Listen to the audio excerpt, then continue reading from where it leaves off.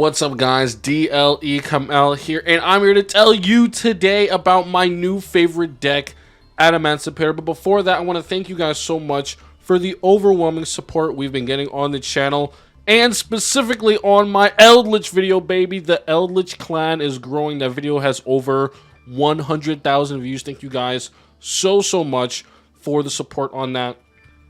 And a little bit on how I wanted to attack Adamancipator. I wanted to do a deck video similar to the way I did at Eldritch, but I think I actually want to expand on this a little more. So in this video, I have a card-by-card deck profile. Then I have a couple combo videos where I show you guys how I win with different hands, a good hand and a bad hand.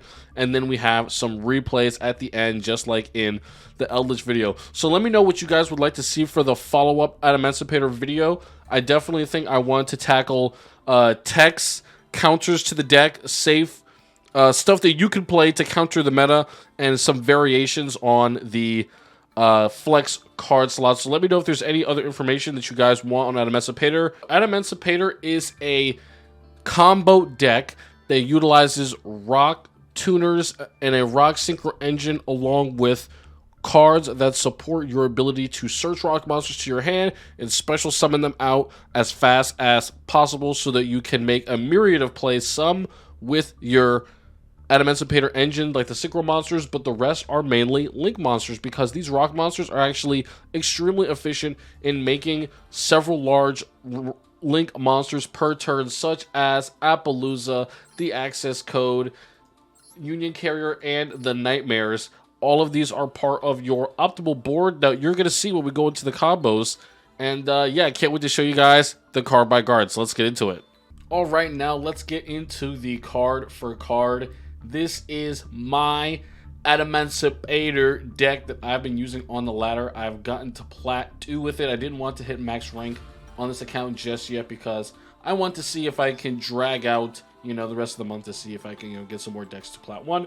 But this is the deck. We're going to go for the card by card, explain everything, and then we're going to show you some combos to kind of like make it so you can visualize how to use all the information that I'm giving you. So we're going to first look at the Adamancipator main deck cards. These are your main tuners and your staples in the deck. There are 3 Adamancipator tuners, there are 2 level 2s, and there is 1 level 4. Adamancipator Analyzer and Adamancipator Researcher and Seeker are the level 2s. So our main one is the Adamancipator Researcher. This is the only SR. The other 2 are rares and normals. So if you control a rock monster, except Adamancipator Researcher, you can special summon this card from your hand during your main phase. You can excavate the top 5 cards of your deck, and if you do, special summon 1 excavated level 4 or lower non-tuner rock monster.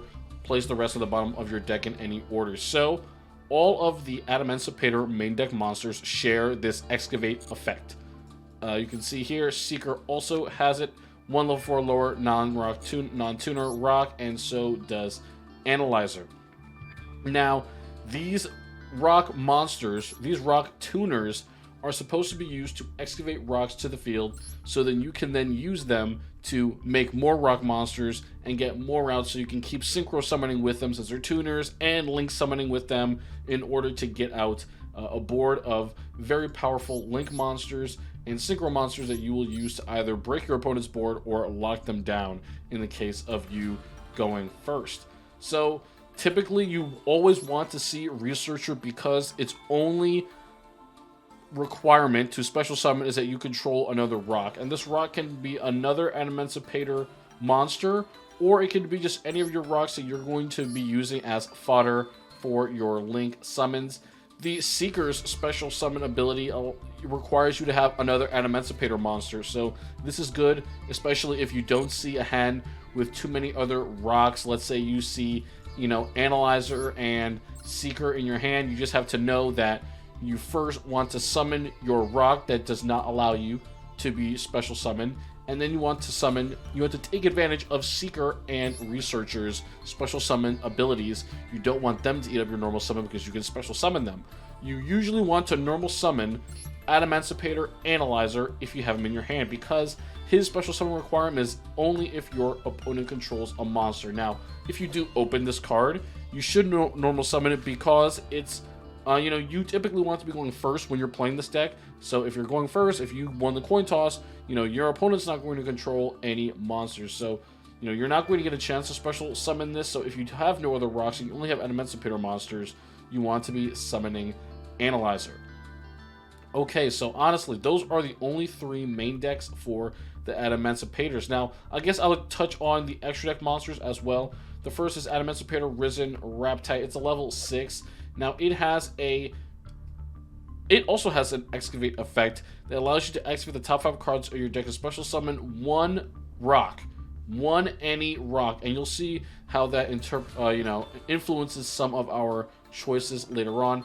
And then it has this little effect that really doesn't come up. During your point, if a wind monster is in your graveyard, you can target 1 monster in your opponent's graveyard, banish it. Yeah, this doesn't really come up because this is your only wind.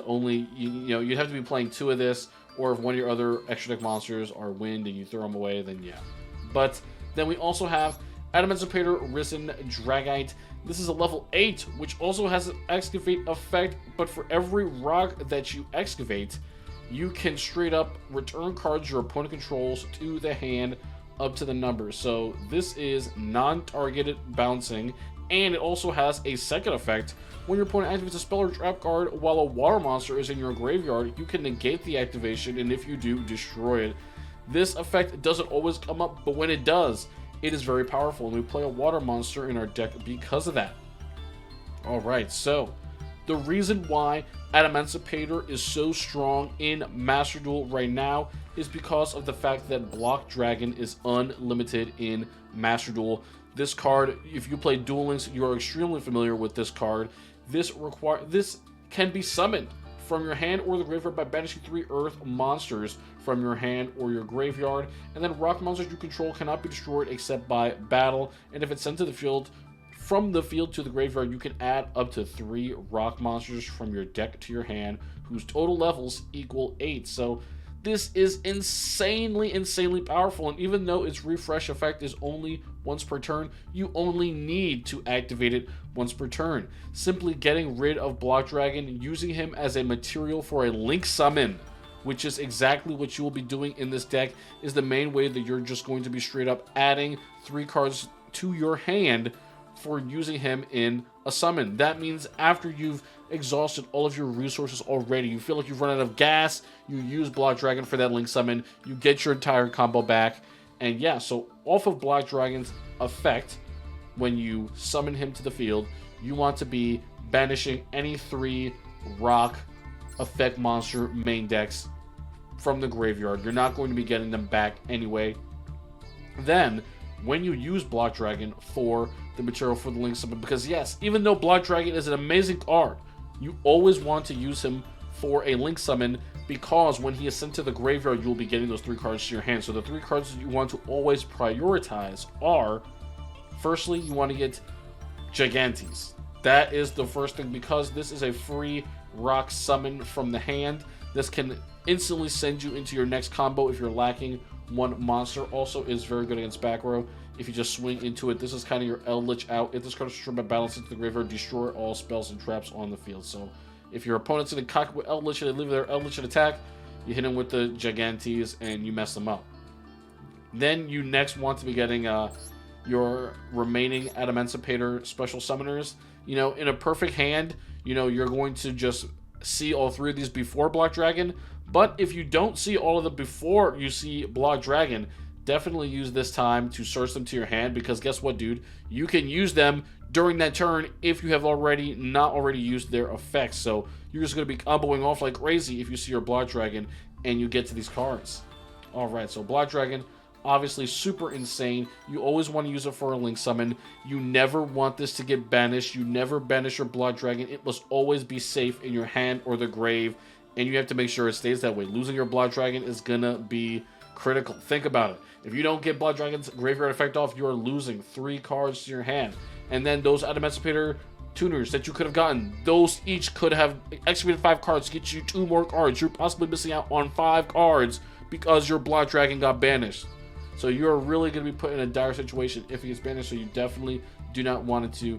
However, be careful. Cards like Called by the Grave can do just that. Target monster in your opponent's graveyard, banish it, and then its effect is negated for the rest of the turn. This will absolutely murder you. So, in some cases, you might want to be playing an out for this card. I'm not playing one here, but stuff like the the ultimate impermanence stuff that can just straight up negate Called by the Grave. Think about those as options. Next, I'm going to tackle the next biggest engine in this deck, which is going to be the Prank Kid engine. So for Prank Kids, you essentially play 3 of these Prank Kids Roxys because he is a rock, and you'll be special summoning him with your Adamancipator tuners.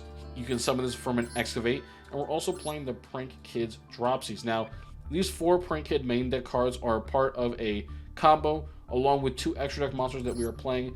The Prank Kids Meow Meow Mew. So when you use a Prank Kid monster as a material for a Link summon, you get a special effect. Roxy's effect is you can banish 1 card from your hand, and if you do, draw a card and then special summon 1 Prank Kid from your deck, from your hand or deck in defense position. So this is absolutely busted. So you're going to banish 1 from your hand. So Prank Kids, you do have to get rid of something from your hand, but then you draw a card and you summon another Prank Kid to the field, in which your case you're going to summon Prank Kid Dropsies. Now, this is the combo. You now have your Link summon Prank Kids Meow Meow Mew, and then you have your Prank Kids Dropsies on the field. Then you're going to link 2 for the Prank Kids Doodle Doodle Doo.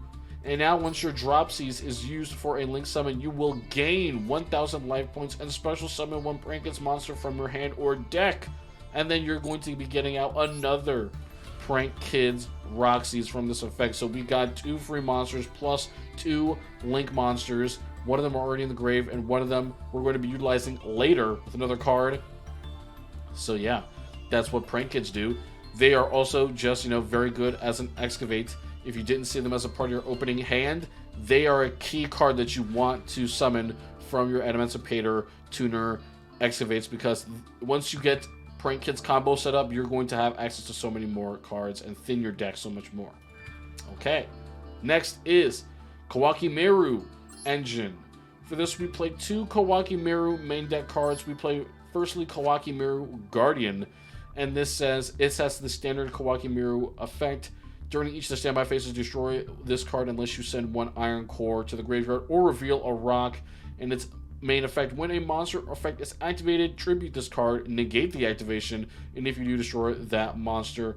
Now, I'm not gonna lie, this effect, to be honest, it's more of like a scare effect. Like, your opponent is going to 100% play around Kawaki Meru Guardian, but it's going to hinder their strategy, which is the main, which is the main reason that you play this card. They're definitely going to get around it, but you want them to have to get around it so that maybe later down the line you hit them with something else that they cannot avoid.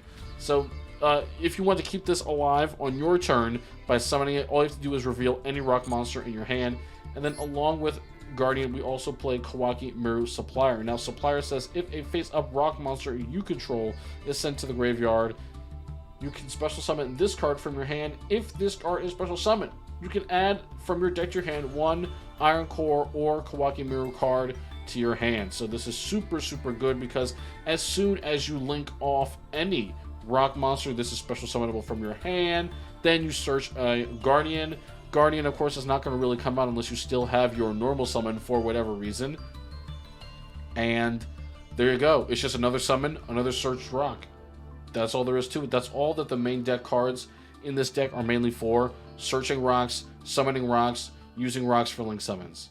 Okay.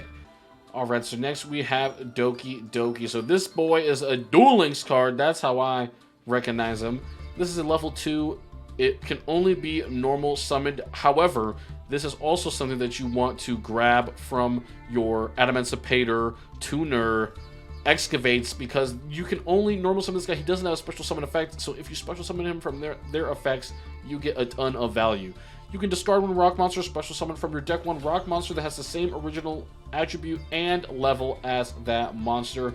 Now, this effect, it looks very, very open, but it can trip you up sometimes. You must remember that the rock monster that you discard must be the same attribute and level as a monster that you want to summon. So usually it's not too much of a problem. Everything you're going to be sending is Earth. However, you don't want to send a level 4 monster when you need a level 2 when you're looking to summon a Adamancipator researcher or a seeker, or you don't want to send a seeker or a spare researcher from your hand if you need to get into Kawaki Mirror or you need to get into your prank hit engine to extend your combo. So you must be careful. Send a level 2 to get a level 2 and send a level 4 to get a level 4. That is how Doki Doki works.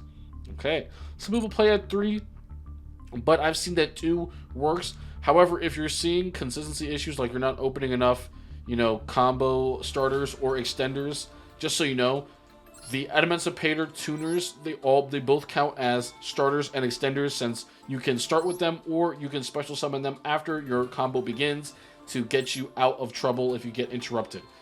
Then you want to see Doki Doki because this is an extender off of your Adamancipator tuners. Okay. And then from Doki Doki, you're going to be wanting to go into another one of your extenders optimally if you don't open them, such as the Prank Kid Roxy's. I just thought, that was a little vital breakdown because that's something that you have to learn in this deck. If I get interrupted, what is next? What am I going to be hit with? What is the next step of my combo if this totally gets locked down? If you lose something like your Prank Kid engine completely, if your Prank Kid monster gets destroyed before you can link it off and start into that combo, you used to be like, all right, whatever. I'm going to have to find Doki Doki. I'm going to have to rely on my Adamancipators. I'm going to have to synchro early so I can get another excavation. So that is just something that you have to always think about. So before we go into the extra deck, I'm going to cover some of the main deck text. The ones that are not extra deck reliant, I'll cover those when we get to the extra deck. We're also running Tenyi Spirit Adahara. A lot of people play this at more copies, but I really only see its purpose, once in the duel. If you control no effect monsters, you can special summon it from your hand, and then that's basically it. It's just a special summon. It's not a rock. You're not going to be activating it or anything, but you could banish it from the grave for Block Dragon. And it is a tuner, so it being a tuner partners very well with Crystron Halqifibrax, because if you are low on tuners because you're trying to climb from level 6 to level 8, you don't want to use up your tuners on Halqifibrax, even though he does give you one. You could be too short on tuners to where that's not enough. And then Adhara is a level 1 tuner that you're not going to be using for any synchro summons. You're only going to be using this as fodder for your Crystron Halqifibrax. Next we have Dragon Buster Destruction Sword. The only reason we are playing this card in this deck is because this says, while this card is equipped to a monster, your opponent cannot special summon monsters from the extra deck. And how are we going to equip that monster? We're basically going to use Union Carrier to equip it onto a Borreload Savage Dragon that is already on our field. I'll get into that a little bit as we move on to the extra deck, and I'll explain that part of the combo when we go over the combo. Next, we have Mecha Phantombeast Olion. This is going to be the tuner that you are summoning with Halqifibrax, and the reason we're doing that is because it is the highest value tuner when you use it for a synchro summon, or if you use it for a link summon, whatever, it will summon a token, which boom, dude, tokens are more fodder, and the token, you typically want to turn it into a link spider so that you can then use that token, make it into a link monster to make Appaloosa, Bow the Goddess. I know I'm getting really to the extra deck, but these last couple main deck cards, they're really in tune with extra deck monsters. So I'm going to really touch on them in detail when I get to them, but just explaining their interactions. You can't use tokens to summon Appaloosa, so you need Link Spider. Alright, next we've got Gigantes. He is basically your anti-Eldritch card and combo extender, very nice. We also play Tackle Crusader. He's a Duel Links boy. And this is just if this card is sent to the graveyard, you can activate one of these effects. He's a much more going second card. It outs a lot of things. Oddly enough, if your opponent, for whatever reason, gets out a monster equipped with, the Buster Dragon Destruction Sword. I just ran into this the other day. You can use Tackle Crusader to out them, flip them down. The equipped card will go away. If you're facing monsters that can't be destroyed by battle or card effects, you have Tackle Crusader is great to flip him down, and Tackle Crusader is also great to get rid of troublesome face-up spell and trap cards your opponent controls. You can return them to the hand. However, you have to be careful. They will be getting those cards back, so you're going to want to end the duel right away. All right, after Tackle Crusader, what's next? We play... hand traps. Let's do hand traps. Boom. We've got Ash, Blossom, and Joyous Spirit. Now, you get a free copy of this card, and it is very good in this deck because you want to be using this card against another card that we play in this deck, which we're going to talk about in 1 second, which is Max C. If your opponent activates Max C against you when you're playing this deck, oh my gosh, you're going to be in trouble because you special summon multiple times in a turn. In fact, every summon after your normal summon is a special summon. So, you know, just take a look at this, dude. Any of your Prank Kid combos, your normal summon Prank Kid, you link summon once, you get another Prank Kid from this effect, you link summon again into the rank 2, and then that summons another one. So that's 4 cards just from doing your Prank Kid combo, not to mention your Researcher combo or any of your Tuner combos. Then they excavate, you special summon, you synchro, they excavate, you special summon. You know, you are done. Your opponent is going to be drawing 10 to 15 cards for you to do a good combo if you do allow them to utilize Max C. That is why Max C must be instantly ashed, and because Max C is so prevalent, you must play 3 Ash because you always want to hit that card. It is not really, you know, I don't feel that it is optional, and, you know, I'm going to get into that. You know, you'll see it in my replays as well. And then we also play Max C because, you know, if you can't beat them, join them. Sometimes you don't open Ash. Sometimes Max C is a very effective hand trap. It's just like, boom, I'm going to call my opponent's bluff.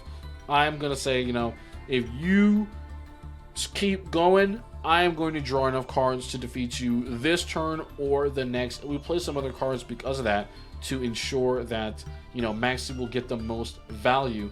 The next one being the next hand trap that we have is Nibiru, the Primal Being. Now, the reason we play this is because if someone does keep going under our Max C, we optimally want to draw into this card. And then if we do draw into this card, dude, hopefully they special summon 5 times, and we can just summon this and tribute all monsters on the field, giving them this super powerful token. However, it's in defense. They can't attack with it, but they can link it off. Ultimately, you want to use this at the end of their main phase, so when you do draw Nibiru, you want to toggle on so that you are sure that you are activating this at the end of the main phase when they cannot play anymore, or if you notice that they have all of their available cards to play on the field, there's nothing in their hand or graveyard that they can activate, and you Nibiruing them at this time will just remove all further options of play. They wouldn't be able to link off, fuse off, synchro, do anything. All they will have is Nibiru. And that is what you want because you can easily defeat 1 crappy token on your second turn. Alright. So, Nibiru is very good with Max C. Of course, you want to draw into it. And it's a rock, so you can summon it off of Adamancipator Risen's effect as Excavate. And you can reveal it to prevent your Guardian from being destroyed. It is a light, so you won't be able to banish it for summoning Block Dragon. Next, these 3 flex slots are very you know, they're very like it's you play whatever you want here. Before, I was playing this card called Sekka's Light, and a lot of other people are playing this card. So before I talk about my 3 cards here, I'm going to talk about this card. It says if you have no spell or trap cards in your graveyard, draw 2 cards. Also, for the rest of this duel, after you activate this card, you cannot activate spell or trap cards or effects except Sekka's Light. You can banish this card from your graveyard, reveal 1 monster in your hand, shuffle it into the deck, and draw 1 card. So, basically, this is an all-in commit for your spells and traps. If you play Sekka's Light, you really cannot viably use other spells and traps because you'll be locked to Sekka's Light if you activate it for the duel.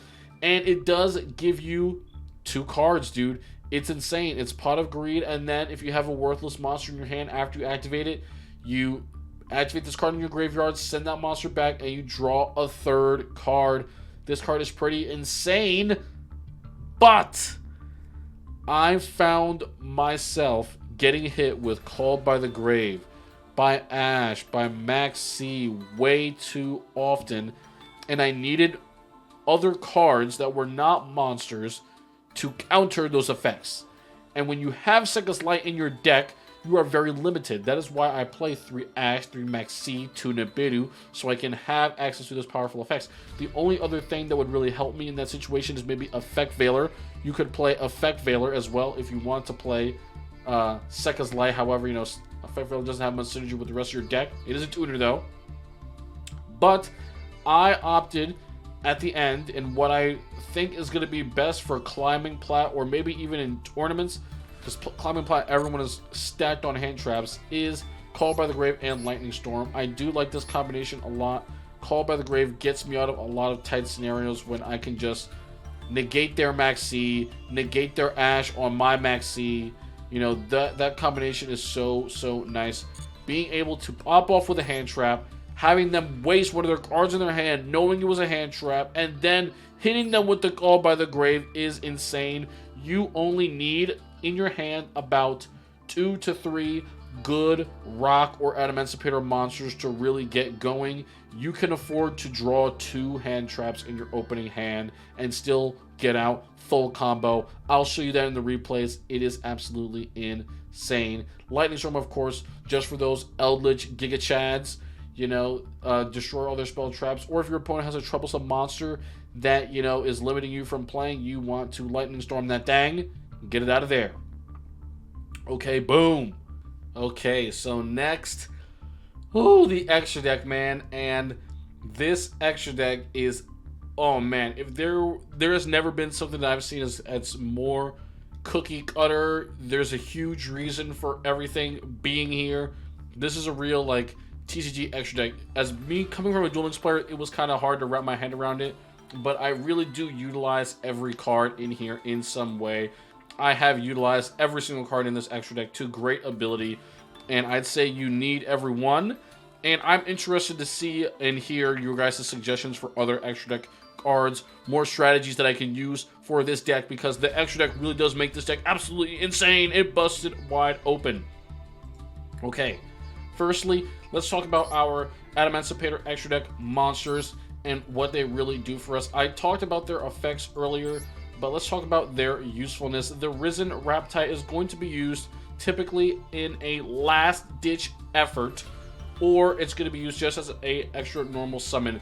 If you find yourself using your Adamancipator tuners and you don't really come up on many Earth monsters, it is sometimes optimal for you to make a last-ditch effort and go into your Raptite early before you do some other combos to try to summon anything else with this excavation. Since this one is less restrictive, it excavates and summons any rock, so it actually can summon Adamancipator tuners. If you hit Adamancipator tuners with this card, it will summon them, and those guys will get you another excavate. So that's why this guy is such a safety net for you and a good option to go into early.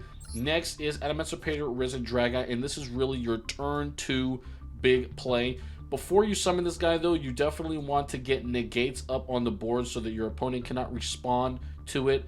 Either a Spell Trap negate or an Appaloosa will do just fine, but it of course will use its Excavate to just bounce cards on your opponent's field, non-targeting. It's very powerful for dismantling boards, especially if you're able to thin your deck of hand traps. If you're going if you're going second, hopefully you would have drawn a lot of hand traps, or maybe you've already been thinning your deck a little bit and you have enough rock monsters left to really make use of Dragite.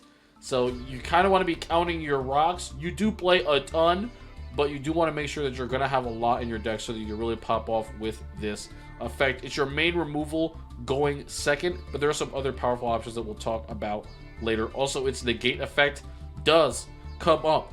It is its own spell or trap negate as well if you don't have any others. When your opponent activates spell or trap, when a water monster is in your graveyard, negate it. Straight up. Okay, next, we are going to talk about the Borreload Savage Dragon. Now, Borreload Savage Dragon is a part of our main turn 1 combo, and he is the only synchro monster. He is the end board synchro monster for our turn 1 hand. And he says, if this card is synchro summoned, you can equip 1 link monster from your graveyard to this card. And if you do, place Boral counters on this card equal to that link monster's link rating. This card gains attack equal to half the attack of the equipped monster. The monster equipped to it by its effect. When your opponent activates a card or quick effect, you can remove borrow counters from this card, negate the activation, and if you can only use this effect of Borrow Load Savage Dragon once per turn. So this effect is massive. It is insane, and I'm going to talk to you about why it works so well with this deck, even though it's not an Adamancipator. So it is firstly level 8. You're going to be summoning this with your Raptite and another level 2 tuner, either the Mecha Phantom Beast Lion or your Researcher or your Seeker. Or in a last-ditch effort, very desperate, you could use an Analyzer, level 4 tuner, and any other level 4 rock that you have, since this is a generic Synchro.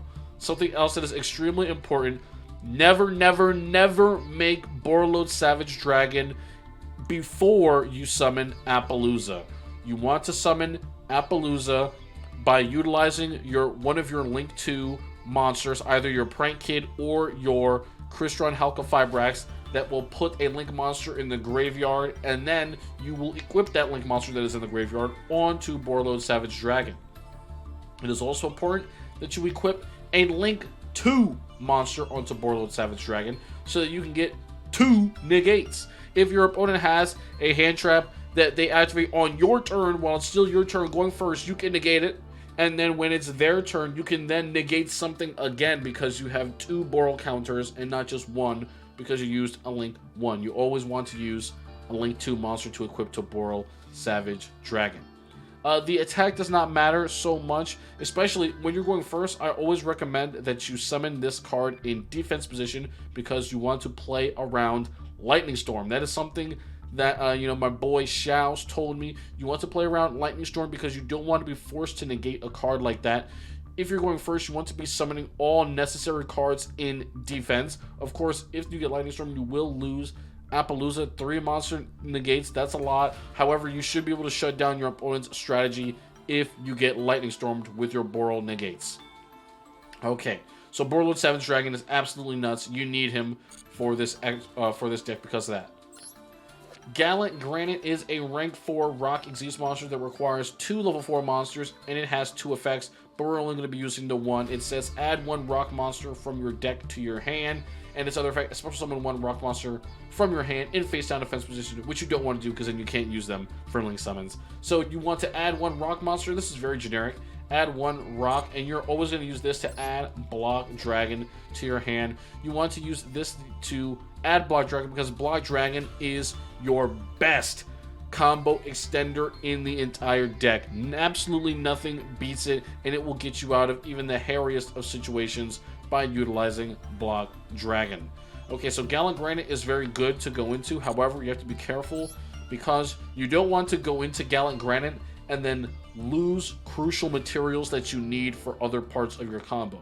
In my opinion, you can hold off on getting Block Dragon in your opening hand if you have the means to still make an end board that results in Appaloosa, Borload Savage Dragon, and the Borload Union Carrier lock. If you can establish that, you don't really need Block Dragon, but if you are going to be running low on monsters, summoning Gallant Granite can be very useful. It's also useful because you want to use him later as a material for Appaloosa. And any monster that you definitely want to be using as Appaloosa material, we're going to be mentioning that because it is very crucial that certain monsters be used for that and certain monsters not be used for that. Alright. So next we've got Link Spider. So Link Spider is in this deck because you want to be able to turn the token that your Mecha Phantom Beast Lion summons. He summons a token when you send it from the graveyard. You want to be able to turn that token into Link Spider, so then Link Spider can be used for a couple things. Just to touch on really quickly, the first thing that he can be utilized for is for Appaloosa. Appaloosa cannot use tokens as its materials, so you want to turn your token into Link Spider if you need to use it for an Appaloosa summon. The next thing that you want to use it for is going to be Union Carrier. Union Carrier's summon mechanic says you need 2 monsters with the same type or attribute. This token that you summon is going to be Machine Wind. None of your deck are Machine Winds. Instead, you turn it into Link Spider, which is a Cyber's Earth, And it's Earth, dude. The rest of your deck, it's Earth. So you can use anything else, and you can make Union Carrier just because they share the same attribute. So that is why you play Link Spider.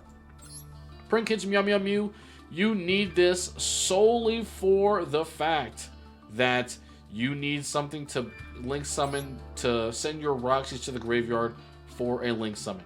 That's it.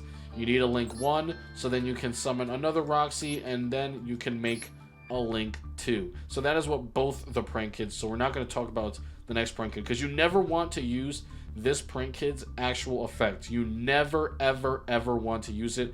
All you need to do is summon him and utilize Prank Kids drops his effect when it is used as a material in order to summon another Prank Kid from your deck. So you want to go Roxy's, link it off into Meow Meow Mew. Then Meow Meow Mew will summon the Dropsies when it's summoned. Then you want to use Dropsies and Meow Meow to summon Doodle Doodle Doo, and then that will summon the Roxies. Boom, that's it. You're done with your Prank Kids. No more Prank Kids effects. Now you just use them as Link materials and you use the effect monsters as Synchro or more Link fodder. Boom. That is your Prank Kids. Next, we've got Crystron Hawkeye Firebrax. So I mentioned before, this card is pretty nuts. It requires a tuner to be summoned. So optimally, you want to be using Tenyi Spirit Adhara, and that's probably why more people play like 2 or 3 of this card as opposed to just playing 1, because in most situations it can kind of suck if you're forced to use one of your researchers or your seekers as a material for Hawkeye Firebrax. You can feel like, maybe am I gonna have enough tuners later, like, because I need one to go into level 6 and then one to go into level 8, so maybe you can be worried. But as long as you can see 2 monsters and go into Block Dragon, I will say that summoning Hawkeye Firebrax is not an issue. I would almost say that if you use an Adamancipator tuner to summon Hawkeye Firebrax, you definitely want to prioritize searching a Block Dragon first, so then you guarantee you're going to be able to get more tuners from your deck after you use Block Dragon. Okay, so Hawkeye Firebrax is crazy, and then it will summon out the Olion, which you will then use to synchro summon your Borlo Savage, probably. Alright. So then we play the Nightmare package, and these are just generally useful Link monsters with powerful disruption effects. They're not so good, going first. However, there is a card that makes them very good. Photon Cerebus, you can discard a card, then target special summon monster, destroy it. Nightmare Phoenix, discard a card, then target a spell or trap, destroy it. And then Nightmare Unicorn, target a card on the field, shuffle it into the deck. So these 3 cards have disruption effects, and all they require are 2 monsters with different names, and then 2 monsters with different names, and then this is a Link 3. The reason we are playing these cards is because we can actually summon these cards and get their Link Summon effects on our opponent's turn with the help of IP Masquerena. Now, IP Masquerena may not look like much at first, might just look like a waifu card. However, this Link 2 monster that requires 2 non-Link monsters to summon, during your opponent's main phase, you can quick effect immediately after this effect resolves, Link summon 1 Link monster using material you control, including this card. You can only use this effect of IP Masquerena once per turn. A Link monster to use this card as material cannot be destroyed by your opponent's card effect. So boom, this is absolutely insane. It is a quick play Link summon on your opponent's turn. Boom. In Duel Links, dude, it was so hype when we were able to quick play synchro summon. Quick play Link summoning is a thing with this card, and that is the reason why it makes the Nightmare cards so powerful. If your opponent is in the middle of their combo, or if they summon a monster that has an ignition effect, or if they have a spell or trap card that is about to resolve their effect or is going to be a problem, or if they summon some big boss monster that it can be targeted and it just doesn't have bounce protection, IP Masquerena can bring out these Link monsters on your opponent's turn and give you those disruptions. IP Masquerena is a part of your optimal final board, and it's pretty necessary in this deck. I'm gonna say you're gonna definitely also want Nightmare Unicorn as well. The other Nightmares, it's whatever. You can put in some other cards. I just play them because I have all 3 of them. I know a lot of people cut Cerebus because he's not that good or whatever, but it is up to you. I play all 3 because I have all 3. Okay. Next, we have Union Carrier. Union Carrier is insane in this deck, and it is absolutely necessary. It is a part of your optimal turn 1 board. So this requires 2 monsters with the same type or attribute. We talked about that earlier, excuse me, and the reason why you need Link Spider if you're short on other monsters. And this basically makes it so you can target one face-up monster you control, equip one monster to it from your hand or deck with its original type or with its same original type or attribute. The equipped monster gains 1000 attack. Alright, so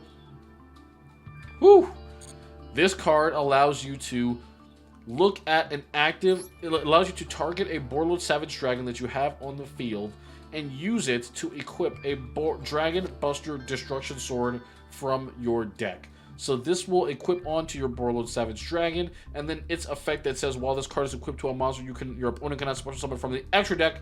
Boom, that is going to be active on your opponent's turn. This is your turn 1 play with Union Carrier. Now, if you're going turn 2 and you know that you can end your opponent on turn 2 because they didn't have proper interruptions or your hand was just too cracked and busted, then you do not need to make Union Carrier to go for Buster Dragon Destruction Sword. However, if you're going turn 2 and you do not think that you will be able to end the duel, making Union Carrier and going for the Buster Lock is what people call it, is still very good. You want to focus on clearing your opponent's board before you commit. Oh my god. Sorry, my girlfriend called me. You know how it is being an Eldritch player, bro. Girls are always calling you. Alright. Next, I think you guys get the fact around Buster Dragon Sword. All you gotta do is summon it. Boom. They will not be able to summon. You get wrecked. You wreck them. That's it. We talked about the Nightmares already. Then we have the 2 big boss monsters in this deck. Each one have a different use. So first we have Appaloosa, Bow of the Goddess.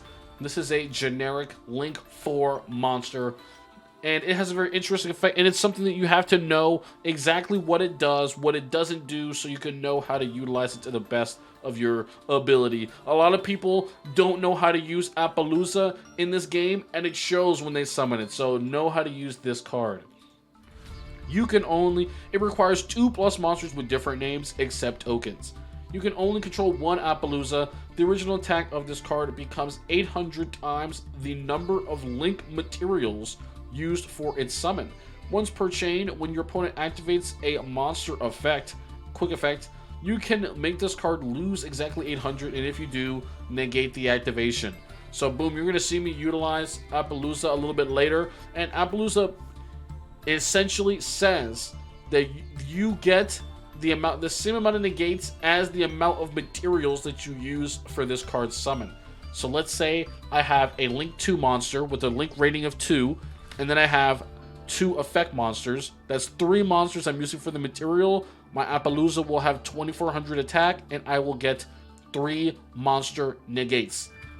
Now, in that same scenario, those monster negates are once per chain, not once per turn. So if your opponent activates a Maxi, you can Appaloosa it, and then they can try to do something else in the same chain, another monster effect, and then the second monster effect that they activate cannot be affected by Appaloosa because you can only use Appaloosa once per chain. However, you can use it multiple times per turn as long as you have 800 attack points to remove from your monster. You must remove 800 attack in order to get the negate on this card. So make sure you know that you cannot negate spells and you cannot negate traps. You can only negate monster effects, and you can negate monster effects anywhere in the graveyard, in the hand, banished, on the field. You can negate them anywhere as long as it is a monster effect and you're only negating once per chain. Now, something a lot of people do, and you have to be careful, is they will try to bait out one negate on your Appaloosa and then summon a high attack point monster, and then they will destroy your Appaloosa by battling with it in the battle phase because you don't have any protection against that, and then they'll make their plays in main phase 2 just to play it safe. That happens, and you may want to prioritize bringing out a 2400 Appaloosa over a 1600 one or even a 3200 one. I personally have never summoned a 4 material Appaloosa in this deck. I feel like you only do that if you are just teeming with resources and you have so much to use, and to the point where you want to free up more monster zones. And yeah, that's it, dude. Appaloosa is absolutely busted. 3 to 4 monster negates in one turn. And yeah, it's absolutely necessary. It's a part of your first turn board. You want to be able to negate your opponent's entire strategy in every time they try to activate something during their turn. And if they're summoning a monster for an effect to summon something or search something, you want to Appaloosa it. You don't want to hesitate whatsoever, because if you're going first with Appaloosa on your field, you have to know that if your opponent wants to have any chance of standing up to you, then they have to at least try to have their strategy perform. So whatever monster they summon, boom, that's going to get negated. Then they're going to summon their extender, boom, that's going to get negated. You have to use your negates like that. Shut off their strategy. Make sure they utilize all the cards in their hand and they don't have anything left to utilize. Now, one more thing. If they're playing a deck in which, you don't know it too much, you definitely want to read the card, see, okay, will this end their strategy? Does it have a graveyard effect? Nope, negated. It doesn't have a graveyard effect.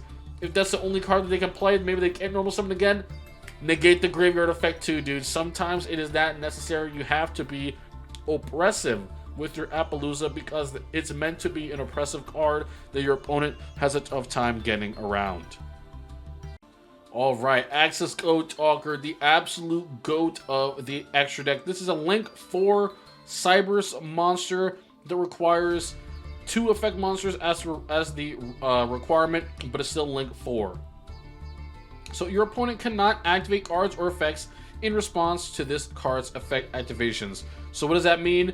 When this card activates either of its later effects, your opponent cannot respond to them. So there is actually a very cool interaction in that mechanic in Master Duel that you would not be available to you in Duel Links, and that is because in Master Duel you get to choose your chain links. So essentially what you want to do is if you have cards that are going to chain with one of Access Code Talker's effects, you want to activate your other effect first, then you want to chain Access Code Talker to that effect. And then what that will do is that will essentially lock down the chain link, because your opponent cannot respond to the latest effect that you activated, and that was Access Code Talker's effect. And Access Code Talker says your opponent cannot respond to Access Code Talker's effects. They cannot activate cards or effects in response whatsoever. So yeah, if this is your most recently activated effect, your opponent can do nothing. So that's how you want to utilize it, knowing that information. Then, if this card is Link Summon, you could target one Link monster that was used in the material for its Link Summon. This card gains attack equal to that monster's Link rating times 1000. So look, if you use a crappy Appaloosa that was kind of used up but it wasn't killed by your opponent, that is a Link 4 monster. If you use that Link 4 monster to summon Access Code Talker, you're gonna have an access code with 6,300 attack points. It's gonna have 6,000 attack points. It's gonna gain 4,000. Use a Link 3, it's gonna gain 3,000. You use Link 2, it's gonna gain 2,000. Always putting it at an excessively high attack points. Even 4,300 is good enough to break most boss monsters, most boards. That is absolutely insane. Then its last effect, you can banish one Link monster from your field or graveyard. Destroy one card your opponent controls. Also, for this turn, you cannot banish monsters with the same attribute to activate this effect of Access Code Talker. Yes, it says say attribute right there. Sorry, I'm covering it. So this effect is not once per turn, and it is non-targeting. Non-targeting, not once per turn, destruction. Absolutely insane. All you need to do is banish a Link monster from your graveyard. And if you're worried, we should all have a ton of Link monsters in our graveyard. We're definitely going to have Meow Meow Mew, this Prank Kid, IP if we use it already, Union Carrier if it gets destroyed, Link Spider definitely going to be in there, Appaloosa if we use it for the summon. So you're going to be able to essentially clear someone's board if you summon Access Code. So Access Code is a part of your optimal turn 2 that you're going to want to use to just straight up end the duel. Typically for your turn 2, you want to bounce their entire field with Adamancipator, Risen, Dragite, and then use your other Link monsters to summon Access Code Talker, clear anything else out that was troublesome, or maybe they summoned after and just attack for game with these two monsters, because you should be able to get game with these two monsters, including maybe some other crap that you had on the field. And that's it, dude. That is the deck. Use your rock tuners to special summon other rock monsters from your deck. Search more rocks, special summon more rocks. Use Block Dragon, banish rocks from your graveyard. Summon Block Dragon, use it for a Link summon. Then search 3 more rocks so you can put more rocks in the field. Synchro summon with those rocks, Link summon with those rocks. Then get negates, get locks, and then boom, smack your opponent in the face with Access Code Talker. However, most people do surrender after you establish your turn 1 board. So I think that is probably one of the biggest skills that you want to learn, is just making the optimal turn 1 board and locking down your opponent. It's very important that you know how to play when you do not get interrupted, so that when you do get interrupted, you can identify, all right, I am losing this part of my combo, this is how I have to proceed, this is what I have to search instead of maybe some other things, because I don't have access to Prank Kids, or oh man, I don't have any more excavations this turn, or I'm not going to have access to Blood Dragon at all this turn. So with experience, you learn a lot with this deck. Playing uninterrupted is very nice, but running into those hand traps, running into those floodgates is when you really get to test your mettle as a duelist playing this deck. All right, guys, so this is a replay I'm actually really proud of, and I want to show you guys just how much you can do with an unoptimal hand with this deck. Keep that in mind. This hand is extremely unoptimal. I'm going to pause this several times so that we can go over it. Now, right away, you see that I only have 2 analyzers as my only Adamancipators. It's not a terrible hand since I still get an Excavate, but it is definitely not optimal. I would like to see some other rocks. I don't have any other rocks I can really use as a supplement. I just have a Guardian. So let's see here. The safe play would definitely be, set Guardian or summon Guardian pass. You get a negate, you got the Ash, you got the ability, you can protect your Guardian. But I don't like to play it safe, brother. I like to get in there. So we're going to get in them cheeks. We're going to analyze her and just YOLO. See what we get. We do get a Roxy's, and Roxy's is so important for when you are playing behind like this, because you can go straight into your Prank Kid engines, and it's going to give you a massive amount of cards. So we end up discarding the Guardian, getting the Guardian back, and this is just our Prank Kids. You use all your Prank Kids, and this is the next point of the duel that I want you to look towards, because I'm identifying what do I have in my hand. I have no Adamancipators besides Analyzer. I'm thinking I need more Adamancipators. How do I get more Adamancipators? I summon Block Dragon. So right away I know I have to search Block Dragon to my hand and summon him, and because I am low on monsters, I'm going to have to make a Appaloosa before I make Halka Fabrics, just because right now I'm short on monsters and I need to use Blood Dragon right away to get more monsters. So in order to start back up my summon chain again, I'm going to start by summoning Gigantes, and Gigantes is going to allow me to special summon the Researcher, which will then allow me to special summon the Seeker. Now I've got 2 more excavations on the field, and now they are popping off. I do only get a Roxy's here, but it doesn't matter because it's Link fodder. Now we can make the Halka Fabrics because I've gotten all my materials back. Synchro Shokan for the Reptile, that's another Excavate, and I get the Tuner.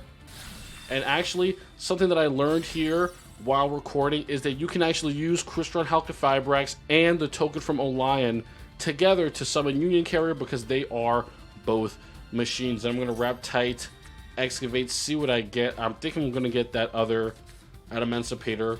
No, I'm going to get the Guardian, then Seeker will go off, and he's going to get that Doki Doki for sure. Link summon, Synchro summon into the Barlow Savage, equip the Halka Fabrics, Union Carrier, equip the Buster, Doki Doki, summon the Supplier, Link Shokan for the IP Masquerena with a Blood Dragon on the field. Now guys, this is optimal board. I went from totally bricked to full optimal turn 1 Adamancipator just by playing it safe, just by identifying what you absolutely need to further your combos at all times. All right, next we're going to check out one where I have an absolute god hand, and we're going to see what happens then. Okay, this is an absolutely insane hand that we have here.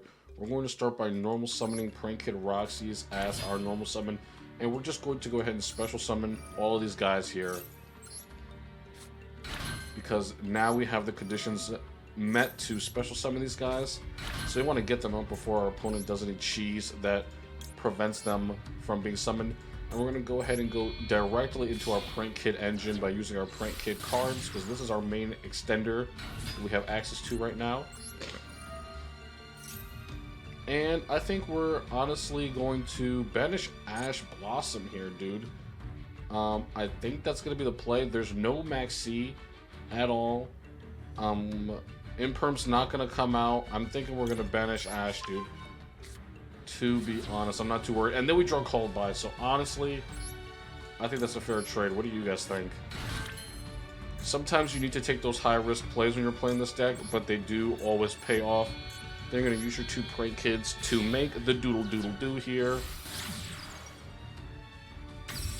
Now, drop Season Akoka gives me a plus 1000 and will special summon. Now, I can special summon Supplier from my hand. This is when I want to activate this. I just want to make sure, like I said before, that he did not have Max C, and it appears that he doesn't. He could, however, have Nibiru, which should be a problem because we're coming up on our 5th summon here. But it doesn't look like he has anything to really play around us. He could be waiting, of course, until we pop off the rest of our strategy, which could result in a little bit of an issue, but we shall see. Let's see what our Excavate's does. Another Roxy's. We can take that. A Doki Doki would do very nicely, to be honest. I think we're going to grab the Doki. We can grab Block Dragon here, so let's do that. And remember, we grab Block Dragon with Gallant Granite using 2 level 4s.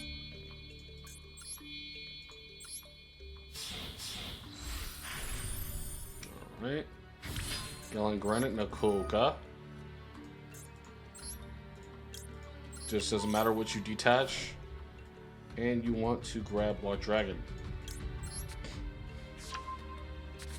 Okay, now, next here we have a couple options.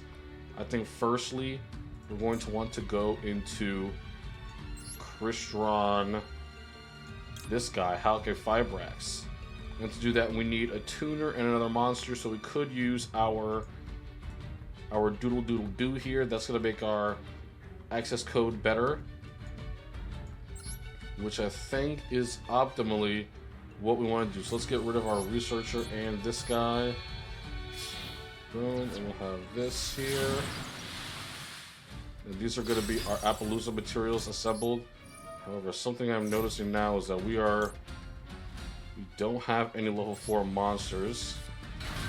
So we're going to have to play our zones safe, because we do have 2 ways to bring out a level 4 monster. We have Doki Doki Effect, and we can Researcher summon one. So let's be very careful here.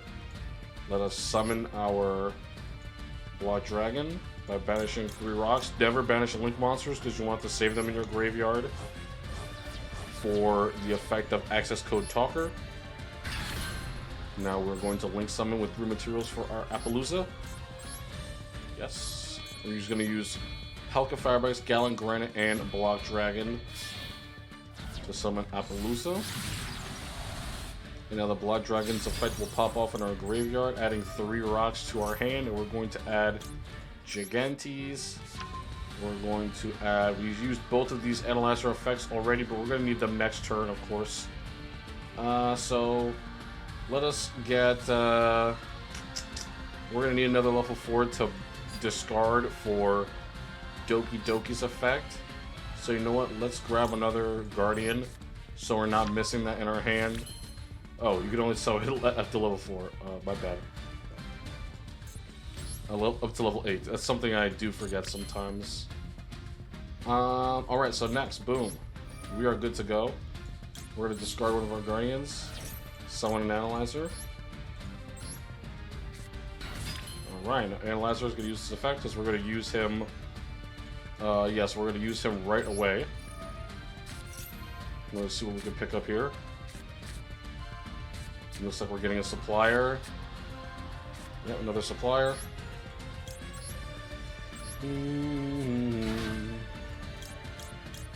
Now my zones are looking kind of wonky here, but they should be okay, to be honest. I think they should be good. Let's see. I think they should be all right. So we might have to condense our monsters a little bit here because we might fill up. So that's another researcher. So I think we're going to use that right away. We don't need another tuner. I mean, we don't need any more synchros. We just need the one more. Okay, so let us do this. Let us synchro. Boom, boom, boom, boom, boom, boom, boom, na, na, na, na. Now our Borderlord Savage Dragon is here. Borderlord Nakoka Hachido. We want to chain block our opponent using the O-Lion. That's why this is such a powerful effect as well. And you always want to equip your... Oh, look at that, dude. Most of the time, people will scoop midway through your optimal turn. And that is how you make your optimal play with Prank Kid Engine.